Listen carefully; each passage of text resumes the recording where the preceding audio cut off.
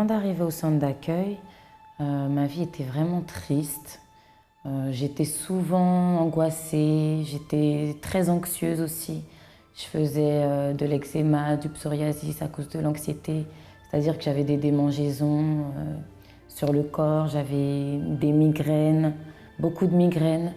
J'avais des problèmes dans mon couple, des gros problèmes de nervosité. Je fumais aussi, je fumais beaucoup. Je fumais le cannabis et la cigarette, mais je fumais plus le cannabis que la cigarette. J'ai fumé au moins depuis l'âge de 16 ans, donc pendant plus de 10 ans, presque 13 ans. Pas d'entente avec ma mère, pas d'entente avec ma sœur, et ça depuis l'adolescence, donc j'étais un peu isolée en fait par rapport à ça. Donc j'étais seule avec tous mes problèmes en fait. Quand je suis arrivée au centre d'accueil, la première chose qui s'est passée, réellement la première chose sur laquelle j'ai ouvert les yeux, en fait, c'est que j'ai compris qu'il fallait que je pardonne à ma mère et à ma sœur. Donc c'est vraiment la première chose que j'ai faite, c'est ça, c'est de pardonner et de demander pardon également. Et là, tout de suite, ça m'a enlevé un poids, vraiment un très gros poids que je portais depuis toutes ces années. Tout ce que le pasteur me conseillait de faire, je faisais. Donc voilà, je participais aux chaînes de prière et très rapidement est arrivée la campagne d'Israël. Donc la campagne d'Israël, je l'ai vue vraiment comme une opportunité d'enfin accéder à une nouvelle vie en fait. Donc aujourd'hui, tout va bien dans le contexte familial. Donc ça, c'est une victoire aussi que j'ai eue. Également, ma vie professionnelle a changé. Dieu a commencé à ouvrir les portes pour moi, à me donner la vision pour mettre en place des projets. J'ai trouvé un travail, donc j'ai commencé à travailler. Dieu a permis que j'ai un travail qui me permette de m'investir toujours dans ma vie spirituelle, dans mon projet et en même temps de rétablir ma vie financière. Aujourd'hui, je ne saurais même pas comment dire à quel point je suis heureuse. J'ai la paix, Dieu m'a donné son esprit. Donc je me sens forte, je me sens vainqueur dans toute chose que j'entreprends. Et voilà, je sais qu'il est avec moi. C'est ce qui me rend heureuse aujourd'hui. Bonjour à tous, soyez bienvenus à cette émission France en direct. Aujourd'hui, nous allons parler d'une chose qui s'appelle l'autel. Normalement, toutes les religions, les églises, tout le monde connaît qu'est-ce que c'est un autel. Mais ni tout le monde sait pourquoi l'autel existe. L'autel, c'est un endroit où nous plaçons notre vie, où nous communiquons avec Dieu. Si nous utilisons cet autel en donnant notre vie, en nous donnant à cet autel, certainement le Dieu créateur, il va répondre. Et notre vie, nous sommes habitués au centre d'accueil à dépendre de l'autel. Beaucoup de personnes qui utilisent l'autel, qui sacrifient, elles ont eu des résultats. Ce sont des millions de personnes dans le monde dès que le centre d'accueil existe. Nous allons écouter un témoignage d'une personne qui était perdue, complètement perdue, et à travers l'autel, elle a réussi. Et avant d'arriver au centre d'accueil, en fait, j'avais des problèmes avec mes parents. Rien n'allait à la maison et tout. Donc, j'avais un copain. Et là, je me suis retrouvée enceinte. J'avais 18 ans, donc je suis partie de la maison. Je me suis dit que c'était une opportunité pour moi d'enfin d'avoir ma liberté. Et pourtant, c'était une erreur. Parce que là, je me suis retrouvée chez une copine. Et là, j'ai connu le mépris, tout ce qui est négatif. Les gens me critiquaient. J'étais jeune, j'étais enceinte et tout, mais voilà, je vivais ma vie et tout. Et là, par rapport à cette grossesse, je me suis retrouvée dans deux situations. Soit je continuais l'école, soit j'avortais. Et là, c'est une conseillère conjugale qui m'avait conseillé cela. Là, j'ai été obligée d'appeler le 115 parce que j'avais nulle part où aller. Mes parents, j'avais laissé chez eux et j'avais aucun contact avec eux. Donc, j'avais nulle part où aller. J'ai appelé le 115 Et quand j'ai appelé le 115, 3 jours après, ils m'ont trouvé un hôtel. Et je suis allée au fait, dans cet hôtel. Et là, je suis restée pendant 1 an. Je pensais à ma vie. Je restais dans ma chambre, je faisais que pleurer. Parce que c'était pas facile du tout. Il faisait froid, il n'y avait pas le chauffage et les voisins n'étaient pas sympas du tout. Et moi, vu que j'avais un bébé, la nuit, quand elle ne se sentait pas bien, elle pleurait et le patron de l'hôtel montait, qui nous disait, voilà, si le bébé ne se tait pas, je vais sortir dans le foie. Il ne veut pas savoir où je vais aller, mais en tout cas, je vais quitter l'hôtel parce qu'il y a d'autres gens. Parce que l'hôtel, ce n'était pas que des personnes, dans mon cas, qui habitaient dedans. Il y avait aussi des clients qui venaient, donc il ne fallait pas déranger. J'avais une hémorroïde. Et à chaque fois que j'allais à la selle, ce n'était pas facile. Donc, je suis allée à l'hôpital. On m'a donné un traitement, mais ça n'allait pas. Et c'était très difficile. Donc, il y avait des aliments que je ne pouvais pas manger, des aliments solides, par exemple le riz. À ce moment-là, à cette période-là, c'était au Resto du Cœur que je mangeais. Donc, les choses qu'ils donnaient, je ne pouvais pas vraiment manger. Donc, et ça me bloquait. Je suis arrivée au centre d'accueil. J'ai été évangélisée par une dame. Et quand elle m'a trouvée, là, elle m'a dit je peux vous remettre ces mères? J'ai dit, c'est quoi et tout. Et là, j'étais avec ma fille. Là, elle m'a dit, c'est votre fille et tout. J'ai dit oui. Et là, elle a commencé à me raconter son témoignage à elle. Et les larmes commençaient à couler déjà parce qu'elle avait une situation à peu près comme la mienne. Et là, je ne voulais pas qu'elle remarque que je pleurais. Après, je lui ai dit, je peux te donner mon numéro. Je lui ai laissé mon numéro et 1 mois après, je suis arrivée parce que je ne pouvais pas venir avant. Quand je suis arrivée, j'ai entendu parler de la campagne d'Israël, vu que je suis arrivée en mai, mais je n'avais pas de moyens de participer. Et j'ai participé à des chaînes de prière, j'écoutais tout ce que le pasteur disait et je mettais en pratique. Et il y avait du changement dans ma vie. Oui, j'ai participé de la campagne d'Israël de décembre. J'ai participé pour un problème de santé que j'avais. J'avais une hémorroïde. J'entendais les gens parler, je voyais les témoignages et les gens disaient que voilà, moi j'avais fait et voilà, ça avait fonctionné. Moi, je n'ai pas réfléchi pour me dire que c'était ou voilà, je me suis tout simplement dit, si cette personne, elle a fait et ça a marché pour elle, moi aussi, ça peut marcher pour moi. Bien aujourd'hui, à travers les sacrifices, j'ai pu avoir tout ce que je n'avais pas. J'ai pu avoir une maison. Je suis joyeuse. Aujourd'hui, j'ai plus des envies de suicide. Ma santé, au niveau de ma santé, tout va bien. J'ai plus de maladies, tout a disparu. Je suis en pleine forme. Elle était abandonnée, elle vivait presque dans la rue. C'est comme si elle n'avait pas de famille, elle avait la haine. Aujourd'hui, elle a stabilisé sa vie à travers l'hôtel, à travers la campagne d'Israël. Nous allons maintenant écouter plus de témoignages de personnes qui sont arrivées au centre d'accueil et ont trouvé la solution. Je connais l'église en décembre de 2010. J'ai invité mon mari, cancer, diabète, tout. Vous savez qu'elle avait le cancer, elle avait le diabète? Oui. Quand elle est venue ici, 2009, je me rappelle, elle mettait toujours un truc, des bandes, tout ça, les opérations. 5 opérations. 5 opérations. En plus, pasteur, il y a une dette à la maison que mon mari fait, 67 000 €. J'ai parlé avec le pasteur. Jamais, je ne sais pas si tu as témoigné aujourd'hui. Moi, jamais je témoigné ici. Ça, c'est moi qui l'ai vu toute seule pour me parler des choses. 60 000 €, pasteur. J'ai parlé avec le pasteur Lionel. Je ne savais pas lire.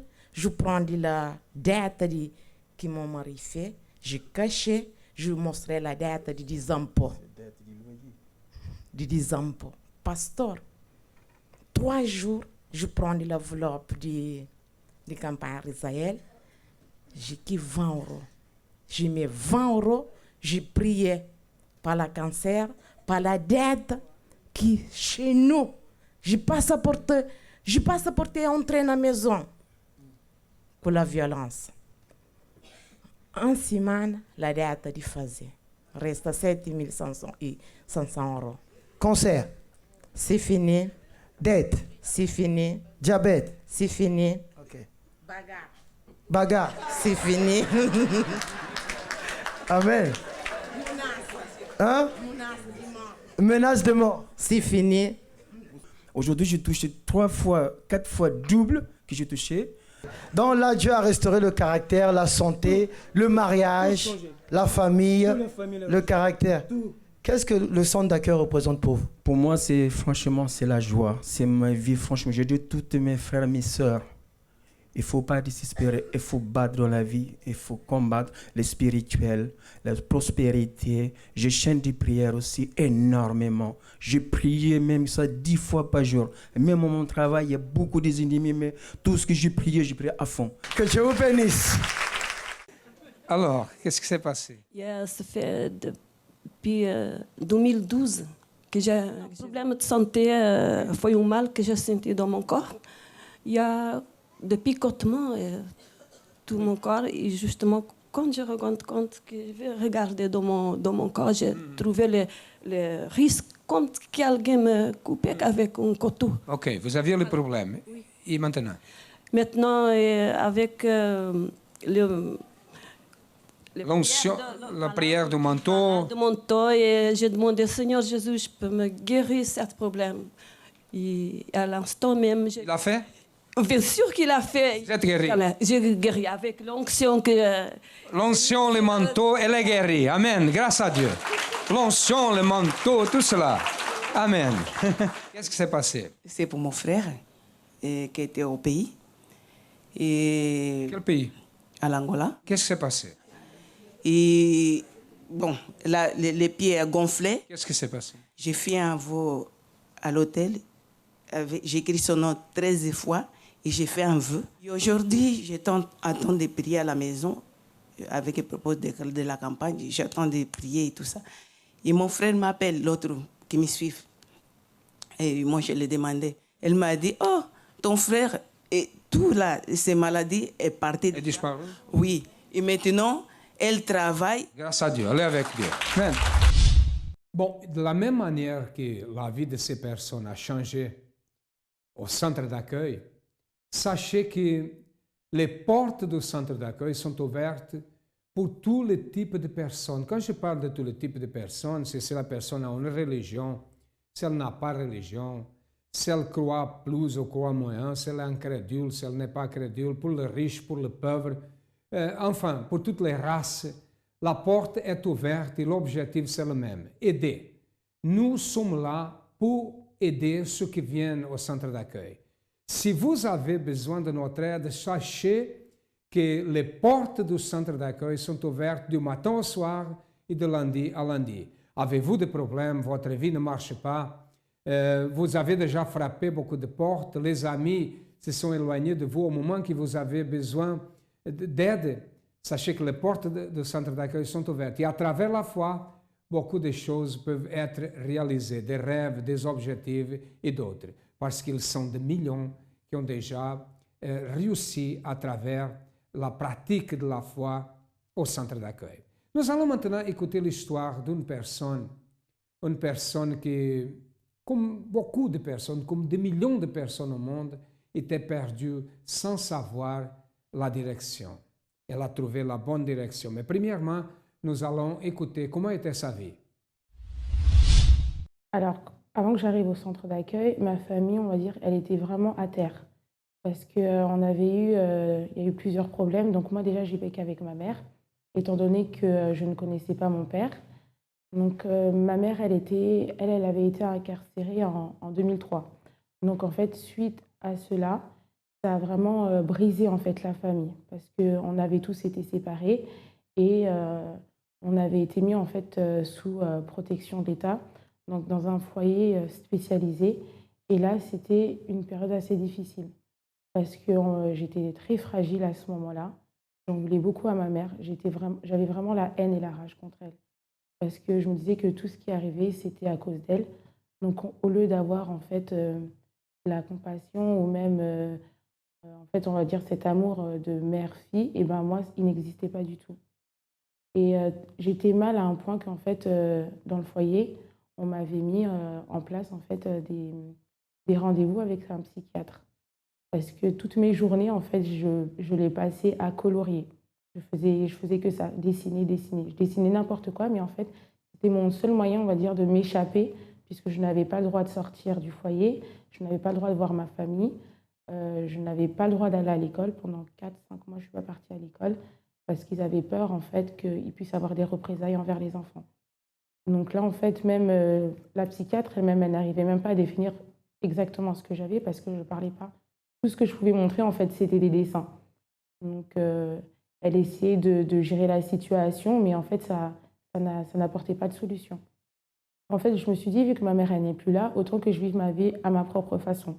Donc, c'est là qu'en fait, j'ai commencé à aller vers le monde extérieur. Donc, là, c'était... j'avais mis, en fait, de côté tous les enseignements que j'avais pu recevoir étant petite, et je me suis dit, je vais vivre vraiment à ma manière. Donc, comme je veux. Donc, c'était vraiment les sorties. Je mentais tout le temps pour pouvoir sortir. Je n'avais pas même de stabilité à l'école. On va dire, j'avais redoublé déjà plusieurs fois les classes. Et pourtant, avant, j'étais une élève qui avait même sauté des classes. Et suite à cette période, en fait, j'avais redoublé. En fait, j'en voulais à toute la terre entière. Ah oui, donc c'est vrai que je sortais très souvent en boîte de nuit. Donc pour moi, samedi, ça veut dire sortie. Si je ne sortais pas, en fait, limite, je me sentais mal. S'il fallait mentir ou faire n'importe quoi pour pouvoir sortir, bah, j'étais prête à le faire. Donc ça, c'était souvent comme ça, même à plusieurs reprises. En boîte de nuit, je me suis blessée, je me suis ouvert le pied. Jusqu'à aujourd'hui, j'en ai même encore les cicatrices. Mais moi, il fallait que je sorte parce que pour moi, c'était un moment en fait, d'évasion. En fait, je n'étais pas une consommatrice d'alcool. Mais pour pouvoir faire plaisir en fait à mon entourage, à mes copines, je voulais faire comme elles. Donc une fois, j'avais bu au point de me saouler. Donc ce jour-là, j'étais vraiment mal parce que j'étais une personne à la base qui ne buvait pas. Et une autre fois, en fait, j'avais fumé du chiche avec... là, c'était avec des garçons parce que en fait, j'avais envie d'être intéressante. Et en fait, c'était souvent comme ça. Après, ça a commencé à devenir une habitude de boire de l'alcool doux, entre guillemets. Pas au point de me saouler, mais en fait, je me disais, là, je suis bien. Là, je vais bien passer ma soirée. En fait, réellement, j'étais triste, j'étais vide, parce que vu que je vivais aussi pour plaire aux autres et je ne voulais pas montrer la tristesse que j'avais véritablement à l'intérieur de moi. Donc, en fait, c'était vraiment une carapace que je me mettais pour me protéger de l'extérieur, mais aussi par rapport à mes relations que j'avais avec mon entourage pour pouvoir les préserver, parce que j'avais peur, en fait, d'être rejetée. Donc, j'étais vraiment, on va dire, une personne fracassée au-dedans de moi. Je me valorisais pas, j'avais pas d'estime de moi-même, j'avais pas confiance en moi du tout et je pleurais souvent. Je pleurais de tristesse parce que même si j'avais la haine contre ma mère, d'un côté aussi elle me manquait. Mais en fait, c'était un mélange de haine, de rage et de tristesse. Venez visiter notre page Facebook CAU France. Vous y retrouverez des articles de motivation, les dates de nos événements, tous les liens utiles pour votre développement personnel.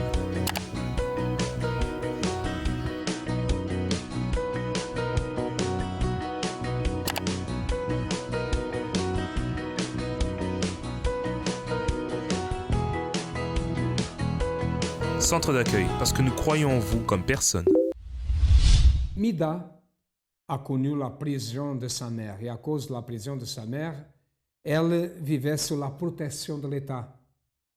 Vous savez, une personne qui est retirée de ses parents, elle avait la haine contre sa mère, elle a vu plusieurs psychiatres, elle mentait, elle était une personne triste et ne se valorisait pas. C'est ça que j'ai remarqué ici. sa vie a commencé déjà en difficulté. Dès l'enfance, qu'elle a vu beaucoup de choses erronées dans sa famille. Et ça fait que les jeunes préparent un futur terrible, un enfer. Elle vivait dans un enfer. Et personne ne pouvait parler d'elle, ni l'État, ni la famille, ni les amis, personne. Les portes étaient fermées. Et quand c'est comme ça, la personne cherche normalement la drogue, le vice, la délinquance, et d'autres pensent au suicide. Et la porte, ou soit le centre d'accueil, a été une porte ouverte pour beaucoup de personnes, et pour elle aussi. Regardez ce qui s'est passé à partir du moment qu'elle a connu le centre d'accueil. Alors moi, en fait, c'est une collègue de classe qui m'a invitée. Donc, les mêmes personnes, en fait, avec qui je traînais, je passais mes journées. Donc, c'est une amie qui m'a invitée. Et elle m'a parlé, en fait, du centre d'accueil. Donc, pour moi, c'était un peu flou parce que je n'allais pas dans d'autres églises avant. Donc, je me suis dit, ben, pourquoi pas. Donc, en fait, la première fois que je suis venue, c'était un dimanche. Et en fait, sur le coup, ça m'a pas trop, ça m'a rien fait, on va dire ça comme ça. Mais j'ai commencé à venir au fur et à mesure, plus souvent déjà dans la semaine. Et là, j'ai commencé à voir autre chose. En fait, je voyais que c'était différent. En fait, je recevais une orientation qui véritablement m'aidait dans mon quotidien. Et là, après, j'ai commencé à entendre parler des propos. Donc les premiers propos, je ne les ai pas faits tout de suite parce qu'en fait, je n'y croyais pas. Au tout début, je n'y croyais pas. Je me disais, c'est pas possible que quelque chose comme ça puisse changer ma vie. Mais au bout d'un moment, en fait, je me disais, je suis tellement au fond du puits que je vais me lancer. Et je n'ai rien à perdre. De toute façon, je n'aurais rien à perdre. Et c'est ce que j'ai fait, en fait. Je me suis lancée dans plusieurs propos. Donc, il y avait eu les 21 jours, il y avait eu la campagne. Et là, c'est là que j'ai commencé véritablement à rentrer vraiment ferme dans ma foi. Bon, en fait, j'avais envie de conquérir certaines choses. Et j'entendais en fait les témoignages. On passait plusieurs fois les témoignages à l'église. Et c'est vrai que, en fait, une fois, j'avais entendu un témoignage et la personne disait qu'elle en avait marre d'être assise et d'applaudir le témoignage des autres personnes, mais qu'elle-même, elle voulait qu'on l'applaudisse pas pour elle-même, mais pour montrer en fait qu'il y a une possibilité de pouvoir changer. Et en fait, à ce moment-là, c'est là que je me suis dit, mais Mida, pourquoi toi, tu penses pas en fait comme cette personne-là et que tu te lances pas en fait dans ces propos? Parce que tu as plusieurs problèmes et de ta force, en fait, tu n'arrives pas à les résoudre. Tu as essayé plusieurs fois, tu n'arrives pas. Donc, qui ne tente rien à rien. Donc, c'est là en fait que j'ai commencé à me lancer.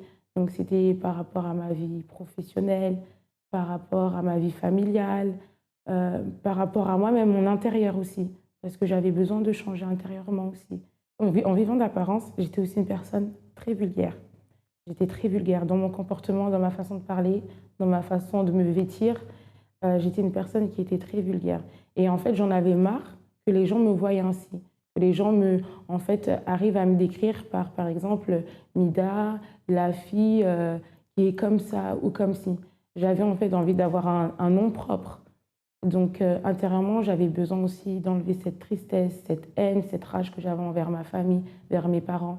J'avais besoin en fait d'enlever tout cela et en fait d'être bien, d'être heureuse, véritablement. Pour moi, la campagne d'Israël, c'est un moyen d'atteindre ses objectifs les plus grands. En fait, vraiment de se surpasser et de conquérir nos rêves les plus grands. Alors après la campagne d'Israël, en fait, j'ai commencé à avoir des transformations dans ma vie. Donc effectivement, il y a eu à travers moi et mon intérieur, où là, en fait, j'avais vraiment demandé à ce que j'étais auparavant puisse être totalement transformé. Donc ça a été un processus et en fait, je suis vraiment arrivée jusqu'au bout de mon processus, même s'il y a eu des moments où j'ai failli baisser les bras, mais quand je me suis rappelé d'où en fait je venais, je ne pouvais pas en fait m'arrêter en chemin, il fallait que j'aille jusqu'au bout. Après, effectivement, il y a eu par rapport à ma vie financière, où là, tout d'abord, j'avais mis la dîme, en fait. Ça, il fallait que je sois fidèle à la dîme, parce que c'était quelque chose auparavant où je n'étais pas du tout. Et à travers ma fidélité, à travers des propos qu'on a pu faire le lundi, des résultats sont arrivés et j'ai réussi à avoir des conquêtes. Alors, on va dire, alors, premièrement, c'était par rapport à mon travail. Parce qu'en fait, j'avais un emploi qui ne me permettait pas en fait, d'être systématiquement aux réunions que je voulais, ni même à la Force Jeune France, parce que je devais travailler le samedi. Donc ça, pour moi, c'était un problème. Donc ce que j'avais fait, je me suis dit, ben, quitte à perdre en fait, des vacances, j'avais posé tous mes congés payés sur mes week-ends pour pouvoir être présente en fait, le samedi et le dimanche. Et en fait, par rapport à cela, en fait, j'avais fait un propos, que j'avais reçu une offre d'emploi et malheureusement, on ne m'avait pas prise. Mais j'avais préparé en fait, un document avec en fait, mon identité, comme si c'était moi qui avais eu le poste. Et tout le monde rigolait de moi, en fait. Tout le monde me disait, mais t'es folle, tu ne peux pas faire des choses comme ça. Et je leur ai dit, vous inquiétez pas. Et en fait, c'était en fait ma détermination. Et après, effectivement, quelques mois après, donc, j'ai eu ma promotion. Donc, j'ai eu le poste d'assistante de direction que je voulais obtenir au sein de la direction. Et encore en agissant à travers des propos, une augmentation de salaire, enfin plein de choses qui m'ont permis d'être là où je suis aujourd'hui. Ensuite, il y avait un autre qui était, je me rappellerai bien parce que c'était par rapport à mon appartement. On avait fait un propos et ceux qui voulaient se lançaient. Donc moi, c'est ce que j'ai fait.